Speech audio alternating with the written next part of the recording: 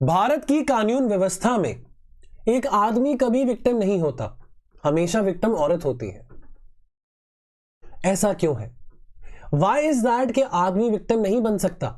हमारे जो कानून है, हमारे जो लॉज हैं, हमारे जो न्यायालय हैं, वो हमेशा औरतों को ही सपोर्ट क्यों करते हैं?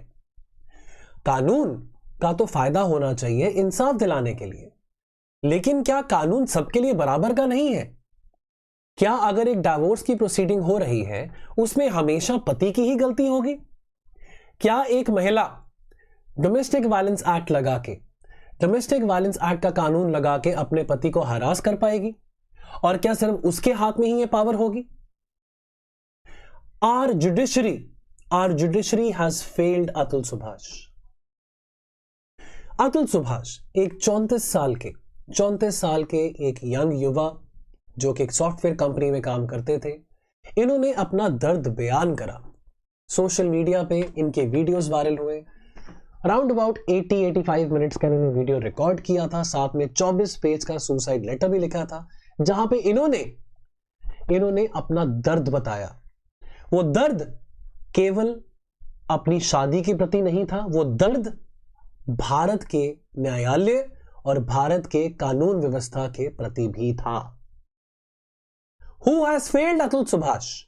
That is a question which all of us need to ask. Ladies and gentlemen, I welcome you all in today's video.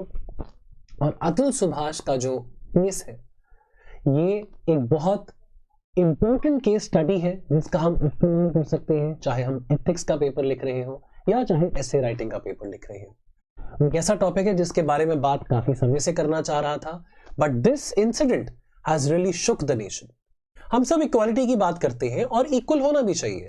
औरतें हो, आदमी हो, दलित हो, नॉन दलित हो, सिख हैं, ईसाई हैं, लेकिन ऐसा क्यों है कि जब औरतों की और आदमियों की बात आती है, शादीशुदा औरतों और आदमियों की बात आती है, हमेशा हमारे जो कानून की व्यवस्था है वो हमेशा आदमी को फेवर क्यों नहीं करती है? हमेशा औरतों को ही फेवरेबल क्यों रहती है?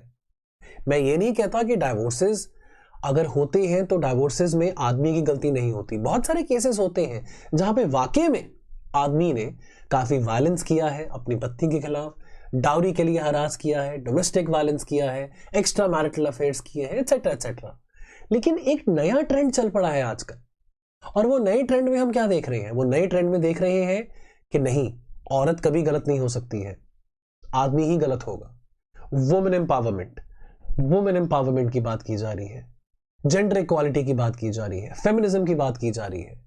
लेकिन क्या हम इस एस्पेक्ट को इग्नोर कर रहे हैं कि कॉर्पोरेट इंडिया और 21वीं सदी का इंडिया, काफी सारे मेट्रो सिटीज में जहां पे बहुत बड़े बड़े कॉर्पोरेट्स हैं, बहुत बड़ी बड़ी एमएनसीज हैं, जहां पे लोग काम करते हैं, ऐसे बड़े बड़े शहरों में औरतें अपने पतियों को जानबूझ के फंसाती हैं लीगल हैसल्स में, जानबूझ के अपने पतियों का कैरेक्टर असैसिनेशन करती हैं और जानबूझ के वो विक्टिम कार्ड प्ले करती हैं ताकि उनको समाज की और जुडिशरी की सहानुभूति मिल सके, सपोर्ट मिल सके।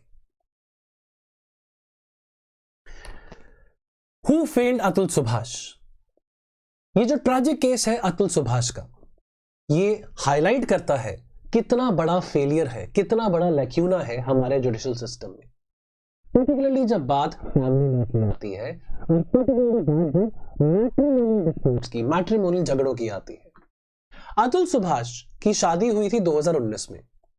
हर कोई व्यक्ति, देखिए अब हर कोई व्यक्ति ग्रेजुएट होने के बाद नौकरी करता है, 2-3 साल नौकरी करके हर एक लड़के का चाहत होती है कि भी मेरी शादी हो, मेरे बच्चे हो, एक अच्छा बड़ा परिवार हो, मैं अपने परिवार के लिए काम आ सकूं, अपने परिवार को प्रोवाइड कर सकूं। तो यही मनोकामना के साथ और यही इच्छाओं के साथ अतुल सुभाष ने शादी करी 2019 में। लेकिन over the period of time उनका रिलेशनशिप काफी डिटेरियोरेट होता रहा अपनी वाइफ के साथ। चलो, लड़ाई झगड़े होते हैं, हर जगह मतभेद होते हैं। अब हम ये तो नहीं कह सकते कि कोई भी रिलेशन बहुत परफेक्ट है। हम अपने पेरेंट्स को देखते हैं, पेरेंट्स भी झगड़ा करते हैं, आपने भी देखा होगा, मैंने भी देखा।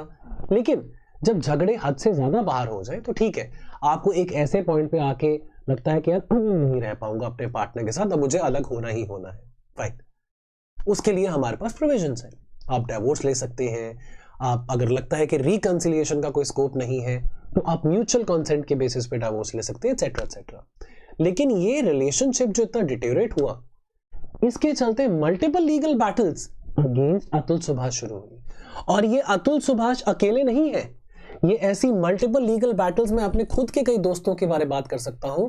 मेरे खुद के कई दोस्त इस वक्त ये सेम स्थिति में हैं जिस स्थिति में अतुल सुभाष थे। एलिगेशंस लगाई जाती हैं डाउरी की, एलिगेशंस लगाई जाती हैं डोमेस्टिक वायलेंस की। ये सब कानून जो कि बनाए गए थे, जो कि वाकई में बनाए गए थे, इन कानूनों को अपनी कन्वीनियंस के लिए मिसयूज किया जाता है।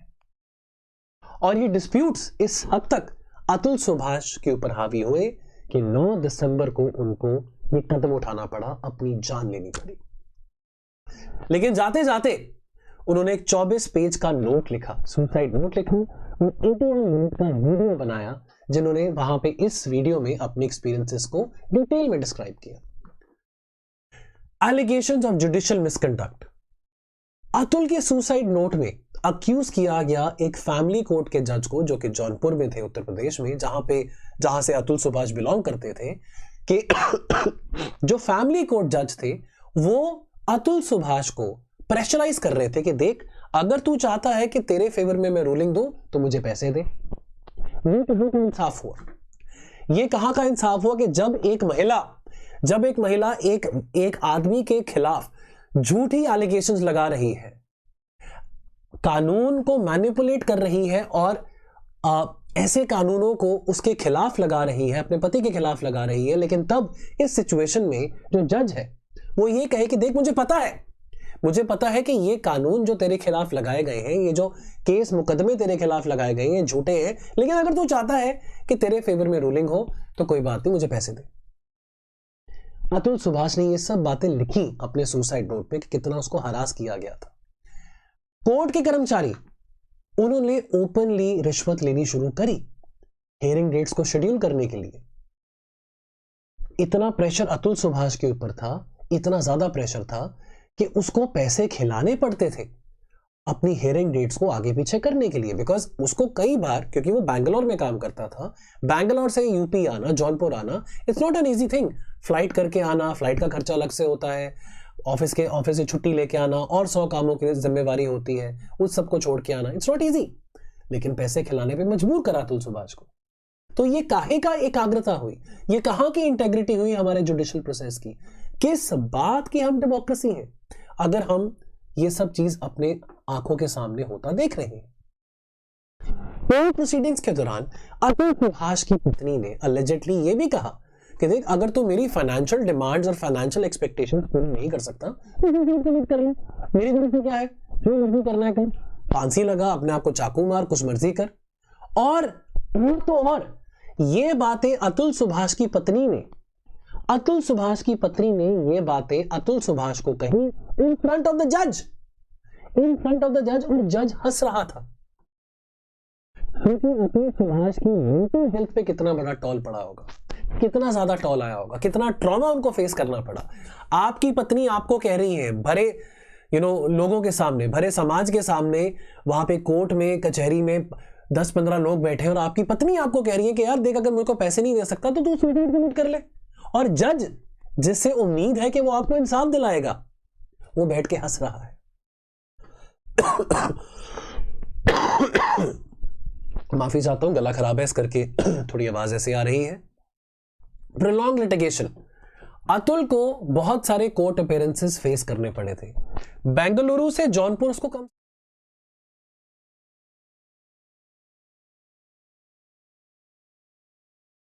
बेंगलुरु से जौनपुर, माफी चाहता हूं, बीच में शायद कुछ टेक्निकल ग्लिच आ गया था, वीडियो शायद पॉज हो गया होगा।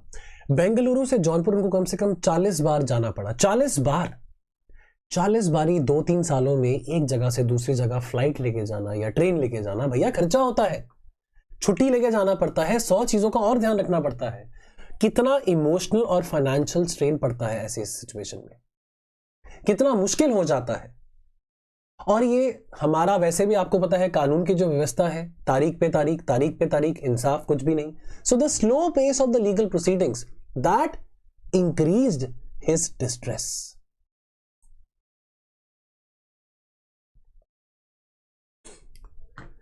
परसीव्ड जेंडर बायसेस, मिसयूज किया गया प्रोटेक्टिव लॉज का। अतुल का केस हाईलाइट करता है कि जो हमारे कानून है, जैसे कि सेक्शन 498A की बात करें जो कि हमारे आईपीसी का है, सेक्शन 498A का मकसद क्या है? औरतों को प्रोटेक्ट करना फ्रॉम डाउरी हैरेसमेंट। लेकिन इस सेक्शन का गलत इस्तेमाल करना, इस सेक्शन का गलत इस्तेमाल करके अपने पति को ऐसा एक मुजरिम इकरार करना कि भी मेरे पति ने मेरे को मारा पीटा है, मुझसे डाउरी ली है, जबकि एक्चुअल में हैरेसमेंट पति के साथ हो रही है। मुझे एक बात बताएं, कोई ऐसा कानून बना है हमारी जुडिशरी में जहां पे पति कह सके नहीं मैं हैरेस हो रहा हूं, कि मैं सेक्सुअली हैरेस हो रहा हूं, मुझको फाइनेंशियल हैरेसमेंट किया जा रहा है, मुझको मेंटल टॉर्चर किया जा रहा है? क्या कोई कोर्ट है यहां पे? क्या कोई कोर्ट, क्या कोई जज, क्या कोई वकील है यहां पे जो कि एक आदमी की भी पुकार सुन सके? ऐसा क्यों है कि आदमी ही हमेशा गलत है? हम फेमिनिज्म की बात करते हैं, वुमेन एम्पावरमेंट की बात करते हैं, बहुत अच्छी बात है। राजा राम मोहन रॉय के टाइम से हम बात कर रहे हैं वुमेन एम्पावरमेंट की, which is very good, we need to empower a women, but what about men? क्या वुमेन एम्पावरमेंट एक नौटंकी है? क्या ये एक बहाना है? Is it a garb? Is it a drama? Is it a तमाशा to actually harass men? Atul Subhash ने यह भी कहा कि ये कानूनों को वेपनाइज किया गया था उनके खिलाफ, और इसके चलते फॉल्स एक्यूजेशंस उनके खिलाफ लगाए गए ताकि उनसे पैसे एक्सटॉर्ट किए जा सके। कितना ज्यादा इमोशनल और साइकोलॉजिकल टॉल उनको सहना पड़ा। जुडिशियल सिस्टम का फेलियर, डिस्टर्ब्ड मैरिड लाइफ, पत्नी का ये रवैया, all this thing that took a big toll upon Atul Subhash. And to add to that prolonged legal disputes, financial situation इतनी खराब हो जाना, अतुल सुभाष की मेंटल स्थिति भी डिटेरियोरेट होती रही और अल्टीमेटली इतने फ्रेजाइल हो गए थे वो कि उनको ये स्टेप उठाना पड़ा। आज अतुल सुभाष है, कल को ये आप भी हो सकते हैं, मैं भी हो सकता हूं। याद रखिए, कल को ये आप भी हो सकते हैं, मैं भी हो सकता हूं। हम हमेशा कहते हैं कि चलो शादी करो, शादी का फैसला करना जरूरी भी है, शादी करना अच्छी बात भी है, लेकिन सोच समझ के शादी करने की बात आती है, क्योंकि एक गलत फैसला, आप चाहे लड़की है चाहे लड़का है, आपने गलत जीवन साथी चूज कर लिया, क्योंकि अब शादी तो गैम्बल बन चुका है, इट इज अ गैम्बल। आपने लाइफ पार्टनर चूज किया, वो सही है आपके लिए कि नहीं सही, ये तो आपको टाइम ही बताएगा। लेकिन कहीं पे भी आपको अभी रिलेशन में भी है, कोई रेड फ्लैग्स दिख रहे हैं, कहीं पे आपको दिख रहा है कि आपकी लाइफ और आपकी जो आजादी है उस पर हार्म पहुंच सकता है शादी करने के बाद, या जिस भी किसी व्यक्ति को आप डेट कर रहे हैं आपको लगता है कि नहीं यार ये अभी मेरे साथ ऐसा है या ऐसी है, कल को बदल सकती है, अभी भी समय है, निकल पड़ो। क्योंकि आने वाले टाइम में ऑलरेडी हम देख रहे हैं कि divorces have become like a pandemic. Fine, आप नहीं रह सकते हो, डाइवोर्स ले लो, लेकिन जब आपको पता लग रहा है कि इंसान गलत है तो क्यों उसके साथ रिश्ता आगे बढ़ाना? और इससे मेरे को एक कोटेशन याद आता है, a long habit of not thinking a thing wrong gives it a superficial appearance of being right.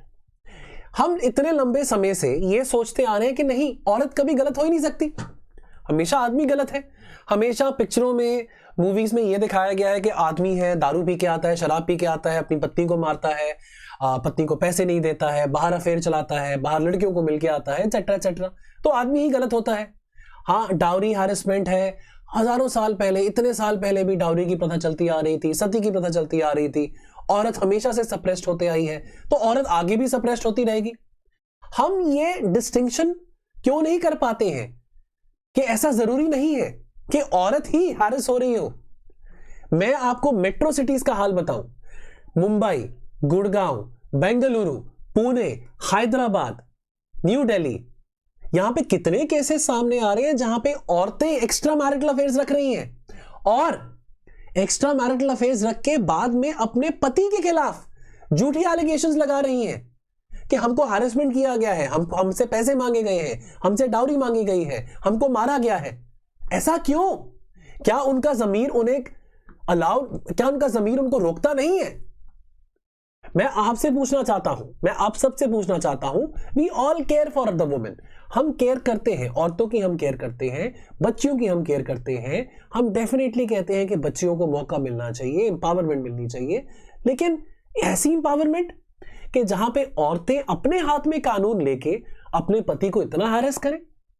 तो इतने लंबे समय से मुझे नहीं पता कि इस वीडियो के बाद आप सबका रिएक्शन क्या होगा, क्या व्यूज हैं आपके, कमेंट सेक्शन में जरूर बताना। लेकिन इतने लंबे समय से हम ये सोचते आ रहे हैं कि नहीं, औरत के साथ ही गलत होता है तो औरत के साथ ही गलत होता रहेगा। तो ये कोटेशन बहुत रेलेवेंट है, थॉमस पेन की ये कोटेशन ये अतुल सुभाष के केस से बहुत रेलेवेंट है। यदि ऐसी कोटेशन आपको आती है, अतुल सुभाष का केस स्टडी जरूर मेंशन करें, क्योंकि ये एक तो पहली बात करंट अफेयर्स में से है और ये केस सोसाइटी और एथिक्स से भी रिलेटेड है।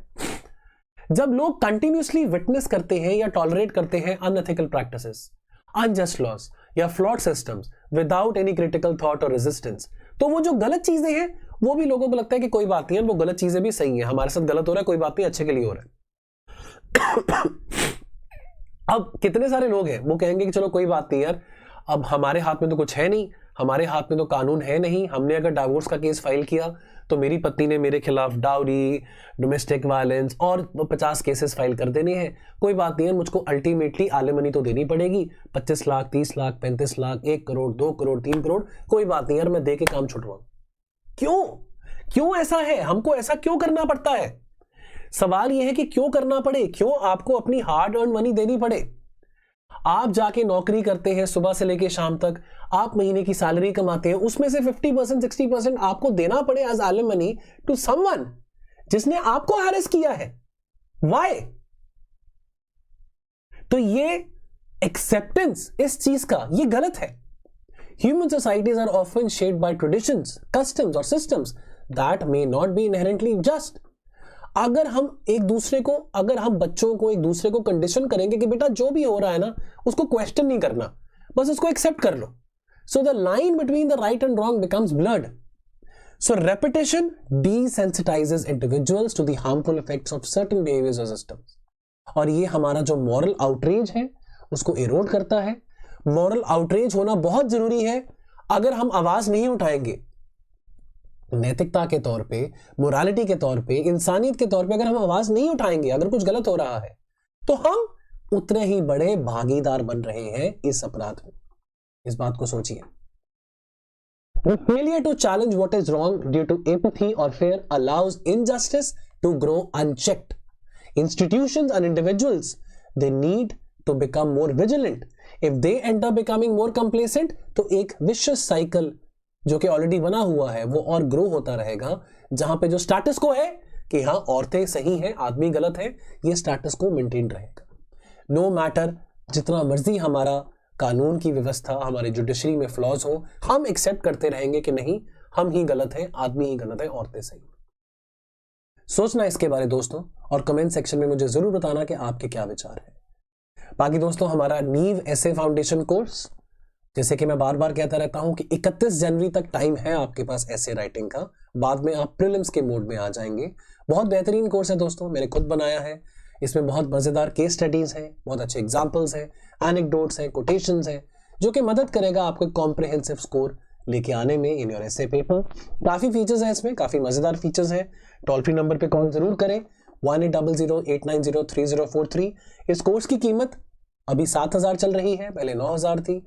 इसमें इनरोल करें और अपनी तैयारी को स्ट्रीमलाइन करें ताकि आप इंश्योर कर पाएं कि एसे राइटिंग में मिनिमम 140 मार्क्स आप स्कोर कर पा रहे हैं। I will see you very soon. Thank you so much.